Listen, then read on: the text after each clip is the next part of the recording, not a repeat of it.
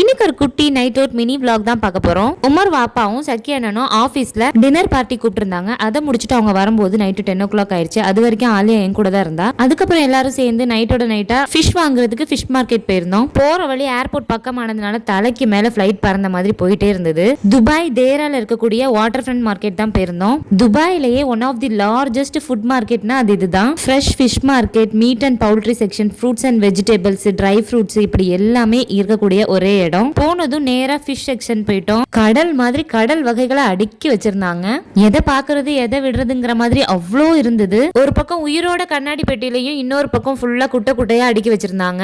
நிறைய மீன் வெரைட்டி இன்னைக்கு தான் நான் புதுசா பாக்குறேன். அவ்வளோ இருந்தது. சுமார் 1 மணி நேரமா சுத்தி சுத்தி எடுத்த வீடியோவை 3 நிமிஷத்துல கன்வெர்ட் பண்ணி எடுத்திருக்கேன். UAE அப்புறம் இம்போர்ட்டட் ஃபிஷஸ் தான் எல்லாமே. ஹம்மார், king fish, salmon, tuna, prawns, crabs, அதுக்கப்புறம் லாப்ஸ்டர், இப்படி எல்லா வகையான மீனையுமே அங்க பார்க்கலாம். நம்ம தான் இப்படி அர்த்தத்துல வந்திருக்கோம்னு பார்த்தா ஊர் மக்களே இங்கதான் இருந்தது. தூங்கி கிடந்த உமரும் முழிச்சு அழகா எல்லாத்தையும் பார்த்துட்டு இருந்தான். அவன் ஒவ்வொன்றும் சொல்லிட்டு வந்தான், இது கிராப், பிரான்ஸ் அப்படின்னு. ராலன்னா பாத்தீங்கன்னா நம்ம 1-2 வெரைட்டி தான் பார்த்திருப்போம். இங்க கலர் கலரா அவ்வளோ வெரைட்டிஸ் அடுக்கி வச்சிருந்தாங்க. சில மீன்லாம் பார்க்கவே ஒரு மாதிரி பயங்கரமா இருந்தது. அது நமக்கு டேஸ்ட் நல்லா இருக்கும் அப்படின்னு சொல்லி அங்க இருக்கவங்க எல்லாம் சொன்னாங்க. ரேட் எல்லாம் பாத்தீங்கன்னா நம்ம சூப்பர் மார்க்கெட்ல வாங்குறதை விடவும் ரொம்ப சீப்பா அஃபோர்டபுளா இருந்தது. தாராளமா பார்கெயின் பண்ணி கூட நம்ம வாங்கிக்கலாம். சிப்பில கூட நிறைய வெரைட்டிஸ் வச்சிருந்தாங்க. இங்க இருந்து தான் நான் சிப்பி எல்லாம் வாங்கியிருந்தேன்.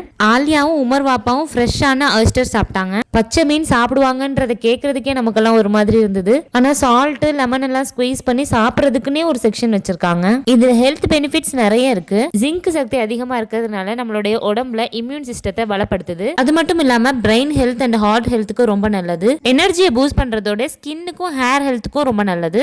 இதோட டேஸ்ட் எப்படி இருக்குங்கிறத அவங்க கிட்ட கேட்டு தெரிஞ்சுக்கிட்டேன். ஒரு மாதிரி சால்ட்டியா ஃபீல் ஆச்சுன்னு சொன்னாங்க. அவ்வளவுதான். அடுத்து இந்த மீன் எல்லாமே நம்ம ஊர்ல கிடைக்கிற மாதிரியான மீன். சூரை மீன், பாறை மீன், முரல் மீன், இப்படி நம்ம ஊர்ல கிடைக்கிற மாதிரி அதை விட பெருசாவே இருந்தது. இதுக்குள்ள என்ட்ரு ஆன உடனே என்னுடைய மதரின்லாவை தான் நான் ரொம்ப மிஸ் பண்ணேன். அவங்களுக்கு தான் இந்த மாதிரி விஷயங்கள்லாம் ரொம்ப பிடிக்கும். இந்த மாதிரி மீன் எல்லாம் பாக்குறது அவங்களுக்கு ரொம்ப பிடிக்கும். வீட்டுல ஃப்ரிட்ஜ்ல மீன் இருந்தாலும் இந்த மாதிரி பெரிய மீன் எல்லாம் பார்த்தா உடனே வாங்கிடுவாங்க. இதை வாங்குறது, வெட்டுறது, இதெல்லாம் அவங்களுக்கு ரொம்ப பிடிச்சமான ஒரு விஷயம். ஒரு சில மீன் எல்லாம் பார்க்கவே என்னை விட பெருசா இருந்தது. அதோட கிலோக்களும் அதே மாதிரிதான் 100கணக்கான கிலோல இருந்தது மீன்கள். ஒரு வழியா மீன்களை பார்க்க சலிக்கவே இல்லை. ஹார்ட்லி 2 hours மேலே இங்க நாங்க ஸ்பெண்ட் பண்ணோம். அடுத்து கருவாடுக்குன்னு ஒரு குடோனே ஒதுக்கி வச்சிருந்தாங்க. எப்படி இங்க கிடைக்காத மீனே இல்லைன்னு சொல்ற மாதிரி இங்க கிடைக்காத கருவாடே இல்ல, அவ்வளோ இருந்தது. இங்க என்னென்ன கருவாடு இருக்குதுங்கிறத கண்டுபிடிக்கிறதுக்கே ஒரு நாள் வேணும் போல.